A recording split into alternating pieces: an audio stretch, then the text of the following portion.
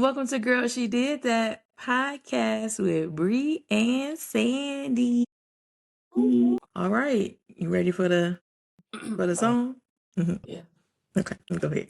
Welcome back to Girl She Did That. Hey. Okay, all right. I like the first part. The first part was real good. Okay, not too much. Okay, It's sorry. you know it, not too much. Not too much. I know. Okay. All All right. right. How you feeling today? I'm feeling good. Good. How you feeling? Okay. I'm feeling pretty good. Yeah. Good. All right. Before we get started, I wanted to kick off our merch. We have our merch, t-shirts, fanny packs. You know I love a good fanny pack. Oh, I got it. You want me to show the people? Yes. Okay, hold on. 1 second. Show the fanny pack. I'm back, people. Okay. You got it? I got it. The fanny pack is right here. Girl, she did that fanny pack. Isn't that cute? So cute. Okay. I also have the girl she did that cup. Look at it, like it. I also have the luggage, but it's currently in our storage. And my husband's not here for him to get it. So I'll bring it on the next episode. What's it doing in the storage? This luggage, it got to be stored somewhere. Oh, I thought it was stored with all your other stuff. The luggage, no. Oh, okay. We can do it on this episode, but it's cute. You got the black one, right? I got the black and the purple one. You got two. I got one. Oh, it's black and purple. Yes. Got you. Okay. That's what I feel like. I don't remember us doing a purple one, but I was like, anywho, please buy the merchandise. Okay, people? No, I'm just playing. Not please. Please. Merchandise, all the good stuff. So let's get started. Okay. So today, who we'll be honoring is Michelle Obama. Yes, Miss Obama. I love you, girl. Oh my God, I love you so much. I watch Love and Hip Hop too. Obama. Oh, Miss Obama, girl. We love you so much. Oh my God. Oh my God. Yes. Like, you are that girl. Like, we want to be you one day without the presidency and all that. I don't want to do none of that. None of it. Because I need my people in the White House with me. Okay, we'll have a party like every day. And I don't want to do it. I just don't need all them cameras when I'm there. I look. I gotta be put together every day. No. But you know what? She living in her truth today. Okay. For sure. She doing what she want to do when she get ready to do it. That's it. You ain't got to be going through no divorce to be able to do what you want to do in a marriage. That's so true, Sandy. Girl. I feel like people being able to do what they want to do in a marriage is very much a challenge. Because people, women specifically, end up thriving after they get out of a relationship. And I'm like, I thought the whole purpose was for you to be doing great with each other. Not great when y'all separate. But we'll talk about that. But back to Michelle. This podcast episode is about girl, you glowing. And I think that touches on with Michelle Obama. I think that, her being able to grow and really talk about the things that she wants to talk about now that she's out of the White House. Her kids are older. She's now able to do the things that she wants to do because she, now has the freedom to do so. She doesn't have to live for someone else or be of service to someone else. She now has the opportunity to be of service to herself. And I think that her family does a great job at supporting her in this new chapter in her life. So, I don't know if you that was good. That was good. Ms. Obama, we love you. Keep shining and keep encouraging young women to step into who they are, because that's what it's all about. Sure. I'm sure a lot of women helped her step into where she is, and she's just giving it right back. So I hope that we continue to do the same thing. And we love your podcast. We do, girl. Love it. Just so you know, I watch Love and Hip Hop too. That's my show. I mean, well, not so much now, but not so much now, but back in the day, I was glued in. For sure. Glued in. For sure. So I love to hear that that's one of your guilty pleasures as well. Yeah, nobody's gonna beat Mimi and Jocelyn. And Mama D. And Mama D. And Mama D. Like that combination, and even with Erica and Scrappy, like nobody was gonna beat that's like you couldn't make this up. No. Even if you wanted to. So the fact that they felt so comfortable being who they were, and we were just like, man, like people are really living this life, and it's like it's entertaining, but it's also like, are y'all okay? Right. Yeah, are y'all good? Right. I don't think so. Made. You know what I'm saying? Anyway, talking about girl, you glowing. Let's get into the topic. Let's get it. So let's get into this topic. Oh, you want me to go first? Yeah. Okay, 1 second, please. Here we go. No, 1 second, please. My iPad kind of, went crazy. All right. How do you know when it's time to stop holding on to something that no longer serves you in your glowing up phase? I think that you know when to stop holding on to something when it no longer aligns with you. Mhm. I think that if you have to continue to fight to keep it, then, I mean, because obviously in life you're going to fight for things. But if it is taking a toll on you to the point where, like what we talked about, like you're not focusing on what you need to focus on, then it might be time to release it. I think that earlier what we were talking about as far as like for some women, I think that we've also been in those shoes before, that you end up glowing after the relationship because you did just that. You were investing too much time and effort into someone who was just taking and consuming your energy, and now you're feeling depleted. So when you release that person, now you got all this energy and like want and need, like now all your goals and dreams and aspirations become a priority. Right. But they should have always been that. They should have always been a priority. They should have always been something that you strive for. But do you have a partner who allows you to have that space and that opportunity to go for your goals? Or do you have a partner who just feels like you should be serving them and, the family that y'all have created? So I think that a lot of women's dreams get deferred because they have families or they have a spouse or they have a partner. True. And I just don't think that that's fair. I think that you could have both. Is it going to be a challenge? Absolutely. Absolutely. But I think that it's just so important for women to be more strategic with picking a partner, because I don't feel like it's okay or normal to put your dreams on hold forever. Yeah. For a partner or to achieve family. You know what I'm saying? Like, I just don't think that's fair. Now, if you have a conversation and you're like, hey, I need 3 years. I need to get through law school and blah blah blah blah blah, get a job, and then you can go to nursing school. Whatever agreement y'all come up with, then that's cool. Cause sometimes, things happen, or you can't both go after your dreams at the same time, depending on when you found each other. But for this person to become successful and you're just being a helpmate to another person's success, and that's not truly what you want to do, I just don't think that it's fair for you not to have the space to do so. Yeah. I think, really reflecting upon these last like month and a half, 2 months about if something, is kind of serving you. I think I've had a lot of questions recently about my career currently. And while I love what I do, but it's becoming extremely difficult right now. In this climate, I would say that. But I agree that having a partner who is willing to sway with you however you may want to go, right? It may be you may just want to stick it out and say, okay, maybe it'll get better. Or maybe it's like, you know what, this is what my thoughts are. This is what I'm thinking about. I maybe might want to do.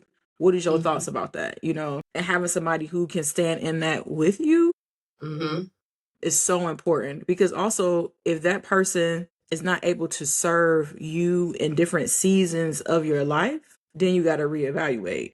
Correct. So I think when you get fed up, you just get fed up, and when something is not serving you, essentially, that. Sure. We know that. It's just you making that choice to say, this is not for me anymore. This does not align with how I intend or want my life to go currently. And I think that's okay. Yeah, I think that, people have to learn. I think that when people put you in a position to make you feel like it's a sacrifice, to have companionship and to want to be in these positions of like having to play small in order to receive all these things. And I just don't, I guess for me, I just don't feel like that's fair. So, next question. What are some of the hardest parts about leaving your old self behind? I think for me personally, I think some of the hard things was being selfish, like not having to worry about other folks. Like I do, like, I mean, we're always worried about other people, but being able to move around the way that I intended, like I want to. I can't really, I can do that now, but that also comes with a lot of conversations and planning, right? Yeah. Then I didn't have to really do any of that. I am grateful to have a partner that allows me to be an individual still, but also including that person as well. I think the old me also came with people that I depended on that's no longer in this life. And so I miss that because I often still need that guidance from those certain individuals that I kind of no longer have. And I'm out here, figuring it out. I still have my mom and stuff like that, but it was those women that I really missed that part of my life where I could go to them and they could be objective in their thought process to help me walk through a situation. I do miss that, but also I appreciate all that now because that helps me to be able to walk through certain situations without being hasty. If that makes sense. I'm trying to think what I miss. Another thing I miss about, I guess, me is the more of the confidence that I had. I feel like some of that has kind of dwindled some because of, I don't know. I don't know if it's because of my current career situation or what, but I feel like the things that I will be strong minded in, I'm not so strong in it right now. And so I've been really trying to ground myself more back into like the word of God, like show me the way that I should go. Like I don't ever want to lose that. Yeah. So I feel like I miss that confident Sandy. Like boom and done Sandy. Like I need to get her back. I need to get her back like 10 times. For real. For real. I'm like boom and done Sandy, like the wife. Correct. Sandy. But like I need to be the boom and done Sandy single bringing into like marriagehood. Like, oh, boom and done. Yeah, no, it's not there. So explain to me the difference because I guess I'm just a little confused because it's like she was fearless. She didn't care about what people thought. She didn't care what came out her mouth. She was, you know what I'm saying? I can't really be like that right now. But do you feel like you missed the energy that it gave you? Like the Yes, I miss spark? that. Okay. Yes, I need that back in my life. Because I also feel like you couldn't be that person because you now have a spouse. You have bonus children, so you can't just say what's ever on your mind. You have to be a little bit more thoughtful in your message, how you deliver it. I am, but sometimes I still need some of that. And certain spaces and areas in my life, I still need some of that. But I think some of that is me avoiding having the consequences that come with that. Correct. Right. Because it makes my life much easier. I'm all about convenience and things being easy. But also, like you said, I miss that energy, that spark. That's what I need more so than anything. Okay. That was your question, right? Huh? That was your question. That was yours. That was yours. Okay, you ready for me? Did Not I too much. answer it? No, go ahead. Sorry. Oh my God, my bad. I I thought this forgot. was our show, not the Sandy show. No, I'm sorry. That the old Sandy came back. She was right. Real quick. All right, next. Anyways, the next question. Boom it. Correct. Okay. But I think that you touched on a good point about missing your old self, being loyal to that, and knowing that that's something that was beneficial to you. I think that that's one of the things that's probably the hardest part about leaving your old habits, not knowing the unknown of like what if you were to transform into, a different person or try something new, not knowing what the end result was.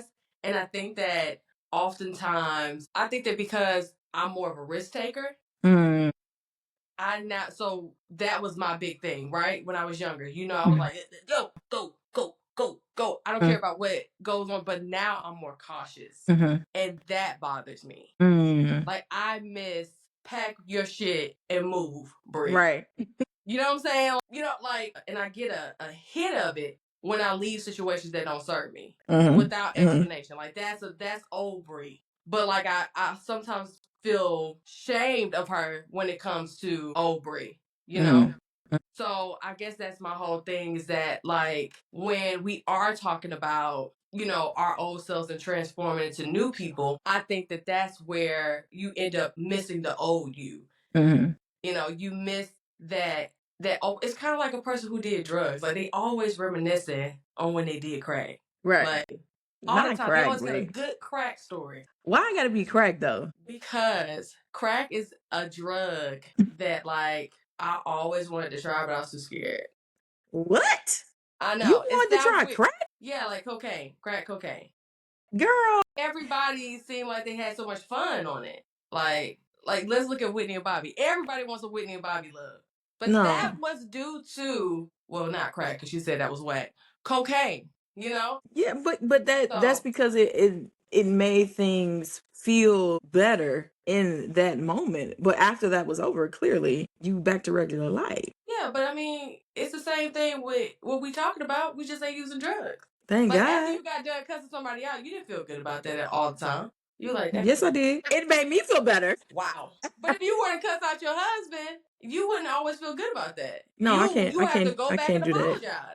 I can't do that because he's way too nice. But that's all I'm saying. I can't. I Is can't that do we're that. doing it just sober. I mean, yeah, but So I imagine wouldn't. if you had, you know what I'm saying? It's just that crack, well, cocaine is just like, oh, it's a horrible drug. But like, if more people were doing it, it would be like eventually normalized. Like, let's not act like we don't know how psychology works. But all I'm saying is, Well, it's better than fentanyl, but I ain't gonna get into that. no, ain't that like Fentanyl is killing motherfuckers. correct? Crack, like, do you know we know some like old crackheads that's still doing crack and like still, hey, at the family function. You know what I'm saying? Like, But that's what I'm saying. Like that's my that's my point. And then if you really sit down and get them a few drinks, they gonna talk about when they were a crackhead. but they And it's gonna be still a some crack. good stories. But they You gonna be like, still you a did crackhead. They still a crackhead. Okay.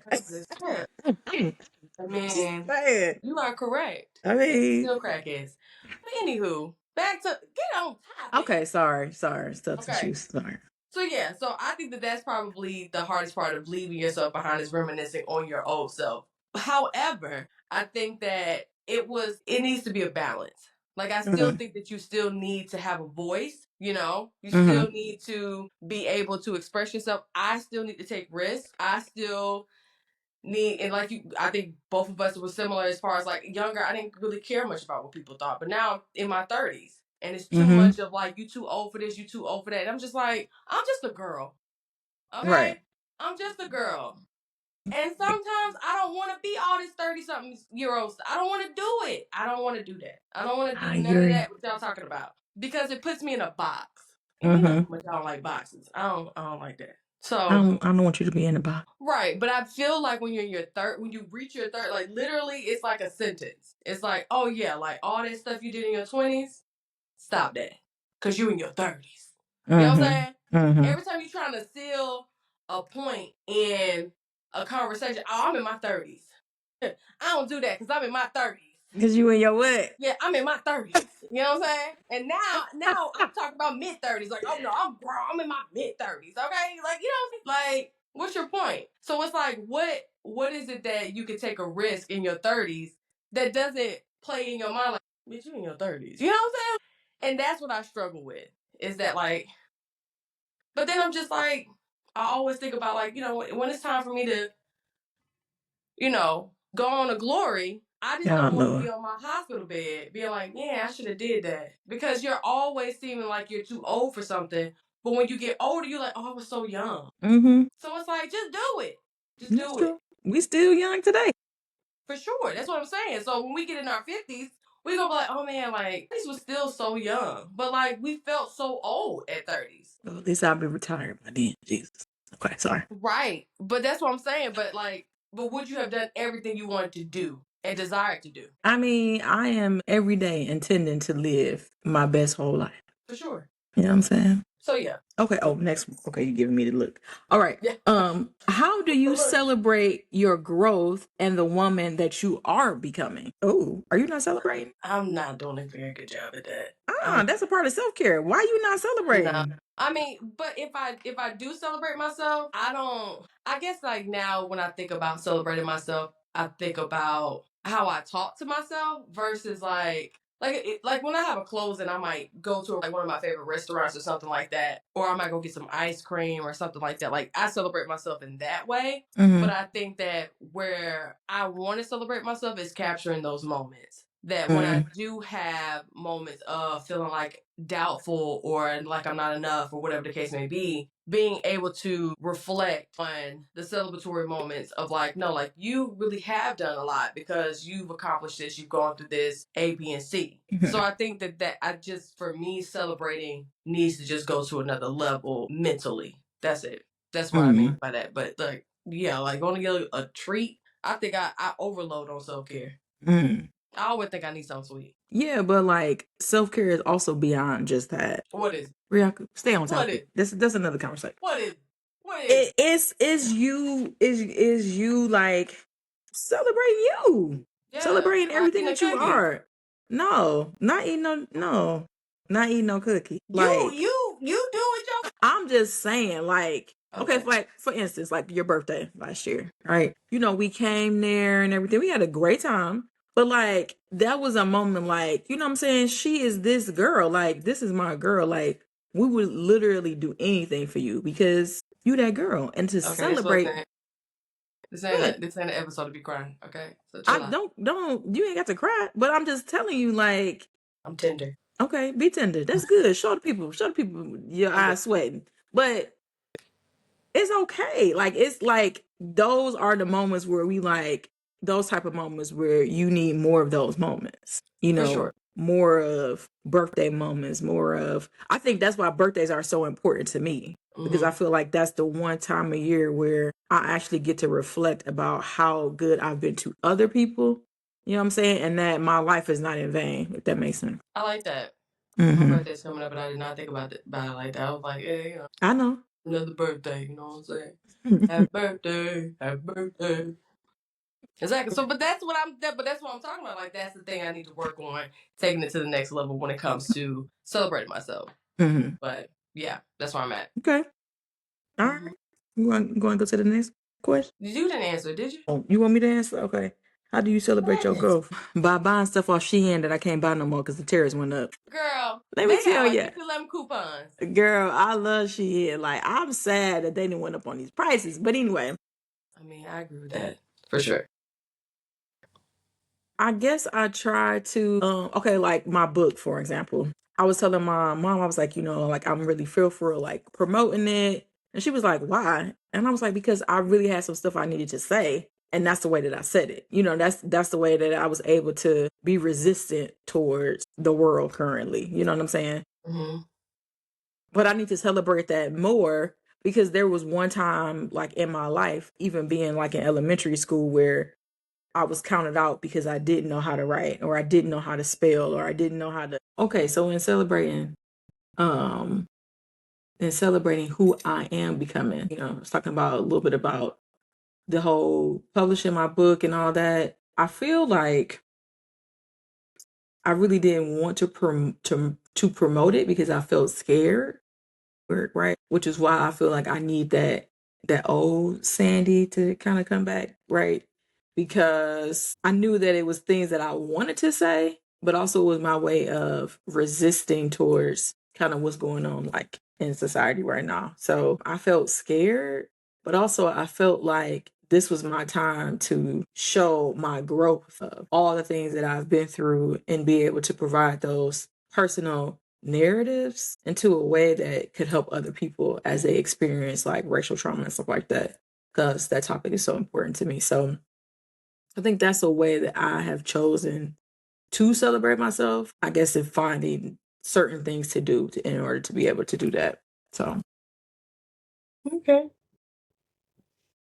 The third question. How do you give yourself permission to grow beyond what people expect of you? How do you give yourself permission to grow beyond what people expect of you? I don't know. What would your answer be to that while I'm thinking? I think that when it comes to giving yourself permission to be who you are is a very tough thing in this world. I feel like for anybody, there's a certain way and structure in how you should live your life, how you should present yourself, and all those good things. And it's like, well, what happens if my life doesn't align with what you expect of me? Like, for instance, like, in my family, we're very big and heavy on education. Everybody in my family, in my immediate family, has at least a bachelor's degree. And honestly, I feel like as I get older, there's just a lot of things I could have did without a bachelor's degree, in the sense of the things that I want to do, like this podcast. I didn't need a degree to do this podcast.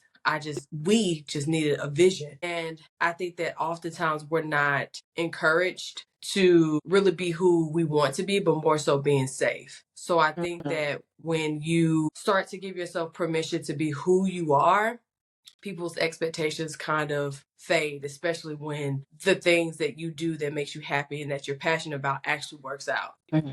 You'll be surprised how much family and friends may project fear onto you because they're like, well, what about this? And did you think about that? And, all these things feel like chains on you. It feels like restriction. It feels like, oh, I didn't think about that, or I should think about more of that. And it's like, at times it prevents you from doing. Right. And that's really, and it prevents you from being consistent. It prevents you from, doing the things that God has already spoken to you about. But, you have to leave space to understand, like, I understand, the fear and the unknown as witnessing somebody's life, but also, teaching people and letting them know how they can support you. Because at times, I think that people just don't know how to support you. So you think that restricts your permission to be who you are. Mm-hmm. And, because your way may not necessarily sound like it's a plan. It might just sound like an idea. Yeah. And that can scare people a lot. So even if it is just an idea, you still have to tell people like how to support you and push forward regardless of how people feel. So I think that you just have to really just go through the motions and eventually, as long as you're consistent, it will eventually work out and people will adjust. I've seen them happen in personal life. I've seen it happen outside of my personal life. People will always adjust when it works out. So give yourself permission to do what you want to do, because it's going to be hard either way. You might as well be hard. It might as well be hard with something that you're actually passionate about. Yeah. I was thinking about what you were saying as far as the generational of doing things that feel safe. Mm-hmm. Like, our parents and grandparents and before them, they had jobs, because they were safe, right? They did jobs that were safe, that would allow them to save and retire, and that will be what that is. Mm-hmm. And I feel like now we are like kind of just doing whatever we want to do, not knowing if it's going to be safe or not. Mm-hmm. Right? You know what I'm saying? But we are fiercely just going out here creating paths and avenues for ourselves, right? Mm-hmm. We hope it work out. We don't know, but we do hope that it works out. And I think that's what gives us the permission to be able to do what we want. You know what I'm saying? To be able to, people gonna have expectations, but your expectations don't have to be what other people's are. Mm-hmm. And I think that's what gives you that permission to live the way that you want to, or to do the things that you want to. I know certainly there have been times where maybe people didn't agree with certain decisions that I have made for my life, but again, it's my life, right? If it doesn't work out, then I'm going to have to be the one to bear those consequences. Mm-hmm. If our parents keep telling us not to touch that stove, we're going to touch it because we want to see it, actually feel if it's hot. So we have to just go through that experience though. And I think that's the permission that, for me, I have to go through that experience myself personally in order for me to learn and grow from that. I agree, same. I mean, I think that once you become an adult, you have to break the voice of permission, because you've been trained to think about safety, what ifs, the failures, what if it doesn't work out? You know what I'm saying? But you have to literally, like, mentally break that voice of, like, well, people always say, like, with positive things like, but what if it does work out? I will only know once I make it to the other side. So, you either give yourself permission or you give yourself permission to regret. So, because you'll be very surprised. I think also, with our parents getting older and us having certain conversations with them, they're now talking about what they wish they would have done when they were younger. And when you really reflect on it, at times it was something that they were fearful or they made you more cautious of. But later on to find out like that's ultimately what you want to do. So just imagine, let's say that, with traveling, right? We all know that our parents like to give us the news, the horrible news of whatever is going on in that country or whatever, right? Yeah. But imagine if you listened to their voices and you didn't travel because of the danger of other countries, as if America's just so safe, right? Right. Imagine you listen to those voices and later on in their later years, they're like, man, I wish I would have traveled more. Like, just think about how much resentment you would have. It's like, I didn't do what I wanted to do because of your fears. Like, I got my own stuff. So you're not even addressing your own stuff. You're basically living out somebody else's fear. Ew. What? So it's like, regardless of what people think or what they say, like you said, you have to deal with those consequences. But I don't want to deal with the consequence of never trying. Because that's the consequence. Yeah, that's true. So yeah. All right, my turn. Okay. All right. What role does failure play in the reintervention process? One more time. What role does failure play in reinventing yourself? That's a good question. I think that failure plays a huge role in the sense of now you know what to expect. Right? Like now, because it's always like the fear of like the unknown, like we've been talking about in this episode, is that like, oh, I don't know this and I don't know that. But like now you do. Now you know that you need to communicate more. Now you know that you need to follow up more. Now you know that you need to, be seen more. Type of thing. Like when you're like, I guess that's what I think about, like even in like my career in real estate. You're like, oh yeah, you got to get more leads. That means you need to talk to more people. That means that, if you're not closing as much, if we get to the end of the year around November, December, we always have a end of the year annual, how did you do this year? Right. And so of course, in many situations, people don't want to call it failure because it seems harsh, but I mean, it is what it is. Right. But if you don't reach particular goals or things, or you lose clients, you always have to reevaluate and be like, okay, was it, I didn't follow up, my clients didn't feel like they heard from me enough. They didn't feel like I was advocating for them, or, did they feel like I didn't have enough resources? Did they feel like I was knowledgeable? Like those are the type of things that you have to take the emotion out and be like, okay, what is it that I need to work on in order to reach my goals, in order to be where I need to be, versus the person who never even tried to go get their real estate license. Like, you know what I'm saying? Like you never know what you're going to face. But I think that having challenges in situations is always a room and space to grow from the situation. So that's kind of how I think of it, is that like it's gonna sting. Give yourself space to feel hurt. I still feel like we're human. You should give yourself permission to feel disappointed that you lost a client, or feeling like that transaction didn't really make me feel good, or that relationship, he